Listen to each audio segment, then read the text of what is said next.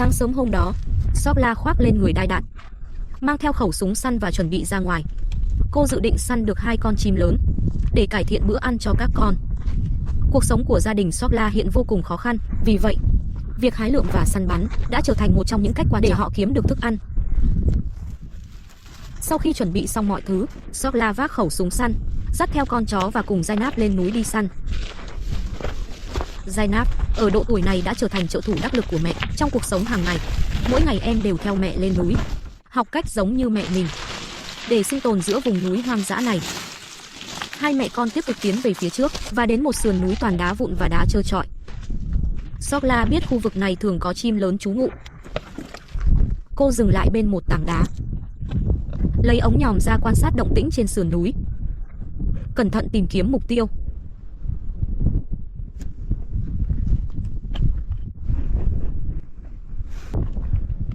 Sokla nín thở, nhanh chóng xác định được vị trí con mồi.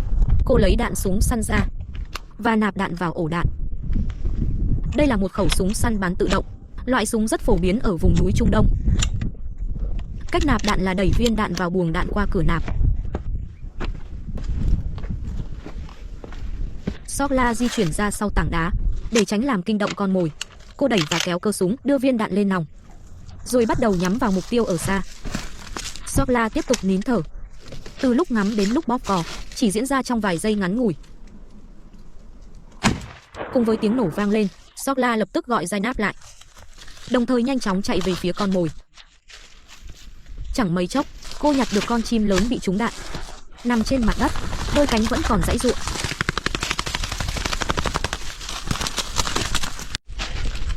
Con chim này là chim đá, còn được gọi là gà đá núi, rất phổ biến ở vùng núi Iran, rất phổ biến. Loài chim này thuộc họ gà rừng, rất giỏi leo đá, nhưng lại không giỏi bay xa. Chúng thích hoạt động trên những sườn núi đá khô cằn như thế này, giữa các bụi cây thấp và thảm cỏ. Kích thước thực tế ở mức trung bình, nặng hơn nửa ký một chút, thịt săn chắc, là một trong những món thịt rừng quý giá trên bàn ăn của người địa phương. Sokla tiếp tục cầm ống nhòm, quét về phía sườn núi trước mặt. Vài phút sau, cô lại phát hiện thêm một mục tiêu. Trên sườn núi phía xa có một con chim đá đang cúi đầu kiếm ăn, hoàn toàn không hề cảnh giác.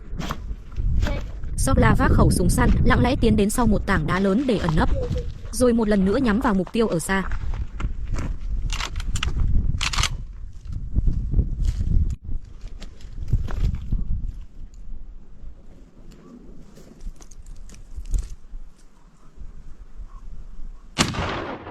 Tiếng súng thứ hai vang dội khắp thung lũng. Sokla gọi Zainab, hai mẹ con cùng bước về phía con mồi. Con chim đá từ trên cao lăn xuống theo sườn núi. Khi Sokla nhặt lên, nó đã không còn sức giãy giụa, gần như là trúng đạn và chết ngay lập tức. Tay súng của Sokla vẫn chuẩn xác và dứt khoát. Lúc này hai mẹ con không tiếp tục săn nữa. Họ mang theo 2 con chim lớn lên đường trở về nhà. Trong suy nghĩ của họ, săn bắn là một phần của cuộc sống, nhưng không thể lấy quá nhiều từ núi rừng. Phải để lại một phần cho núi, để lại một phần cho ngày mai. Đó là quy tắc được truyền lại qua bao thế hệ. 2 con chim đá này đã đủ để Sokla và các con có một bữa trưa ngon lành. Yasin đã chờ ở nhà từ rất lâu. Dù rằng chỉ có một mình trông coi căn nhà tạm bợ này, nhưng cậu bé không hề sợ hãi. Tuổi còn nhỏ nhưng đã tỏ ra rất chững chạc.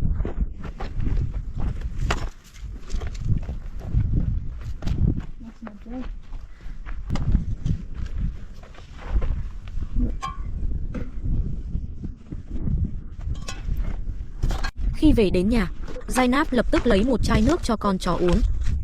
Nó đã theo họ suốt chặng đường, từ lâu đã khát khô cổ họng.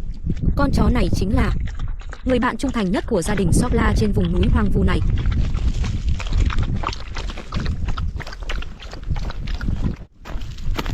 Lúc này Sokla bắt đầu gom một đống lá khô, bắt đầu nhóm lửa.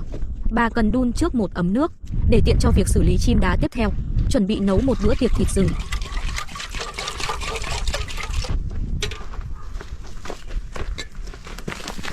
Khi người mẹ đang bận rộn, Zainab cũng không ngồi không. Cô lấy ra một sợi dây chuẩn bị buộc lên cành cây, làm cho Yasin một chiếc xích đu đơn giản. Chẳng mấy chốc xích đu đã hoàn thành. Yasin ngồi lên và bắt đầu đu đưa. Cuộc sống trên núi là như thế. Chỉ một chiếc xích đu đơn sơ cũng đủ để cậu bé chơi suốt cả buổi sáng. Lúc này Yasin đang sống trong sự chăm sóc tận tình của cha mẹ và chị gái. Những ngày tháng ấy tuy nghèo khó, nhưng lại tràn đầy hơi ấm gia đình. Sogra trước tiên pha một ấm trà, phần nước nóng còn lại đổ vào nồi.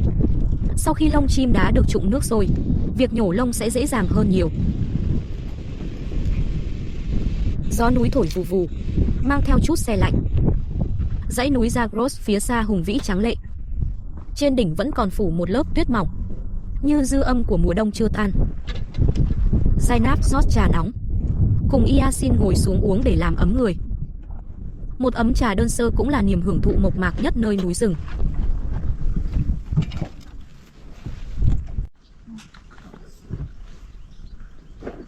Sogra nhanh chóng làm sạch lông của hai con chim đá. Giờ đây bà cắt bỏ toàn bộ phần móng dài. Đối với họ, phần này hầu như không có thịt, nên cũng không còn giá trị sử dụng. Zainab lúc này phụ mẹ, tiếp tục làm sạch phần nội tạng, chuẩn bị cho bữa tiệc thịt rừng thơm ngon. Những công đoạn cuối cùng. Chim đá tuy kích thước không lớn, nhưng thịt rất săn chắc, ít mỡ nhiều nạc, ăn vào dai và đậm hơn gà nuôi trong nhà. Đặc biệt là chim đá hoang dã vùng núi, quanh năm chạy nhảy giữa núi đá, cơ bắp săn chắc, lại không hề tanh. Sogra tìm đến một cây gỗ, bà vót chúng thành đầu nhọn, làm những que xiên tạm thời. Nướng chim đá là một trong những cách ăn họ yêu thích nhất. Không cần gia vị cầu kỳ hay công đoạn phức tạp, chỉ cần rắc thêm một chút muối là đủ.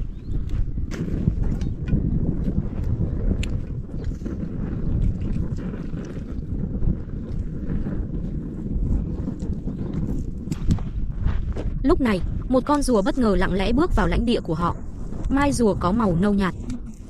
Đây là một loài rùa cạn, trông rất thích nghi với môi trường khô hạn của vùng núi lâu năm khắc nghiệt, những nơi như dãy Zagros và các khu vực tương tự. Thường gặp nhất là các loài rùa cạn Trung Đông.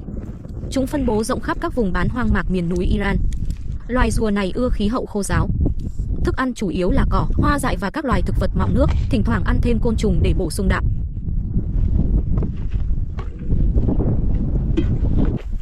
Zainab lấy từ trong lều ra 2 cây a vị.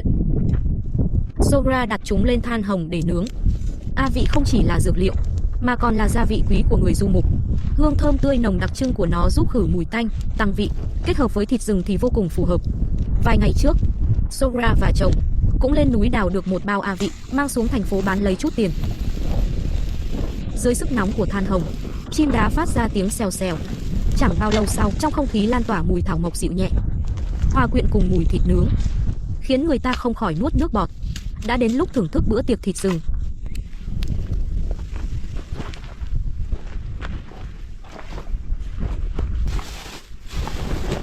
Zainab mang ra những chiếc bánh mỏng trong nhà, ăn kèm với chim đá. Thịt và a vị tạo nên tầng hương vị rõ ràng. Đây là bữa tiệc của núi rừng, cũng là hạnh phúc giản dị nhất của cả gia đình.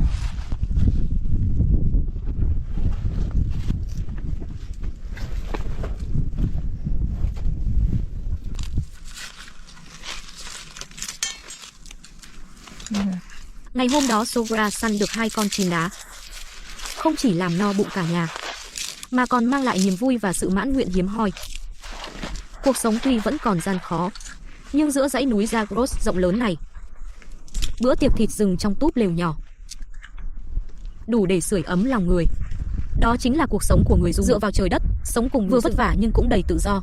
Sogra dùng chính đôi tay của mình mang thức ăn về cho gia đình và gìn giữ hy vọng cho cuộc sống.